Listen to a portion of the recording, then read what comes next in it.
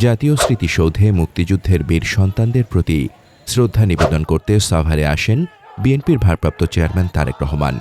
শুক্রবার তার সফর ঘিরে জাতীয় স্মৃতিসৌধ ও তার আশপাশের এলাকায় আইনশৃঙ্খলা পরিস্থিতি জোরদার করা হয়েছে এবং নেওয়া হয়েছে 4 স্তরের নিরাপত্তা ব্যবস্থা। তারেক রহমানকে স্বাগত জানাতে হাজার হাজার নেতাকর্মী ও সমর্থকদের ঢল নামে স্মৃতিসৌধের সামনে। দেশের মাটিতে পা রাখায় দলের মধ্যে আমূল পরিবর্তন আসবে বলে এমনটাই মনে করেন নেতাকর্মীরা। দীর্ঘ 17 বছরের নির্বাসিত জীবনের অবসান ঘটিয়ে বিএনপির ভারপ্রাপ্ত চেয়ারম্যান তারেক রহমান গতকাল বেলা 12টার দিকে প্রিয় মাতৃভূমিতে পা রাখেন।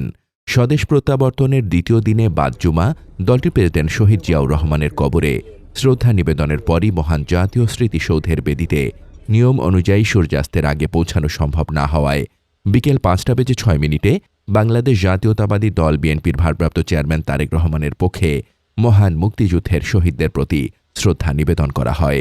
শ্রদ্ধা নিবেদনের সময় উপস্থিত ছিলেন বিএনপির স্থায়ী কমিটির সদস্য গয়েশ্বর চন্দ্র রায় ও ড আব্দুল মঈন খান, বিএনপি চেয়ারপারসনের উপদেষ্টা কাউন্সিলের সদস্য আমানুল্লাহ আমান ও লুৎফুজ্জামান বাবর, ঢাকা জেলা বিএনপি সভাপতি খন্দকার আবু আশফাক, সাধারণ সম্পাদক অ্যাডভোকেট নিপুণ রায় চৌধুরী ও ডাক্তার দেওয়ান মোহাম্মদ সালাউদ্দিন বাবু।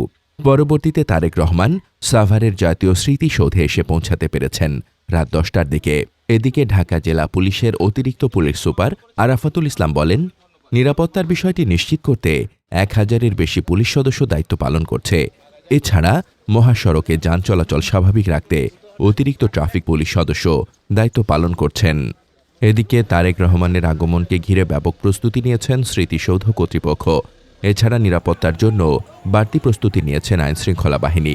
স্বদেশ প্রত্যাবর্তনে দলটির মধ্যে এক আমূল পরিবর্তন আসবে বলে মনে করেন বিএনপি নেতাকর্মী ও সমর্থকরা।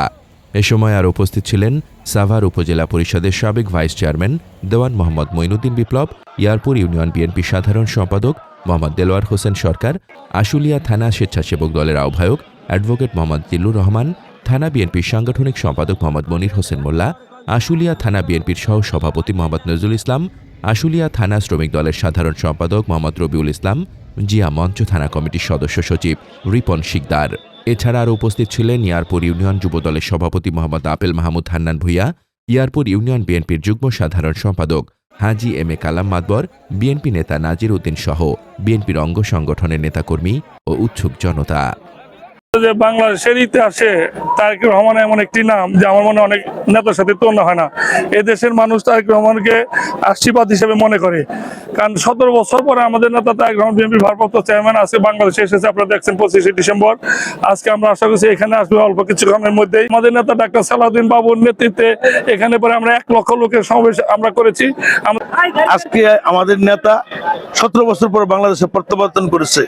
এর চেয়ে আনন্দ ঈদ কেন? ঈদের চেয়ে আরো মহা আনন্দ। আমরা মনে হয় এখন বাংলা স্বাধীন হয়েছে, স্বাধীন বাংলাদেশের নাগরিক হিসেবে এবং বিএনপির একজন কর্মী হিসেবে গর্ববোধ করছি। আমাদের বিএনপির নেতাকর্মীরা খুব উৎসাহিত আছেন, উৎফুল্ল আছেন। সমস্ত কিছুর অবসান ঘটিয়ে আজকে আমরা আমাদের নেতা ফিরছে, আমরাও বিএনপির নেতাকর্মী খুব খুশি। আমাদের নেতা তারেক রহমান সাহেব আমাদের মামা মাটিতে চলে আসছে। আমরা সমস্ত দল মত নির্বিশেষে সমস্ত নেতা কর্মী আমাদের সারা বাংলাদেশের মানুষ ঐক্যবদ্ধ তারেক রহমানের খুশির আগমনে সকলেই আমরা আত্মহারা হয়ে গেছি। বিএনপির একজন কর্মী হিসেবে অত্যন্ত আনন্দিত এবং গতকালকে ওনার একটা বক্তব্য শুনেছি। আগামীর দেশ পরিচালনা হবে মহানবী হযরত সাল্লাল্লাহু আলাইহি সাল্লামের ন্যায়পরায়ণতার ভিত্তিতে। এতে কিন্তু সারা বাংলাদেশের কোটি কোটি মানুষের হৃদয়কে ছুঁয়ে গেছে। গতকালকে আমাদের ঈদের দিনের মতো ছিল, আজকে ঈদের দিনের পরের দিনের মতো। আমরা মনে করি বাংলাদেশ জাতীয়তাবাদী দল নতুন করে পুনরুজ্জীবিত হবে।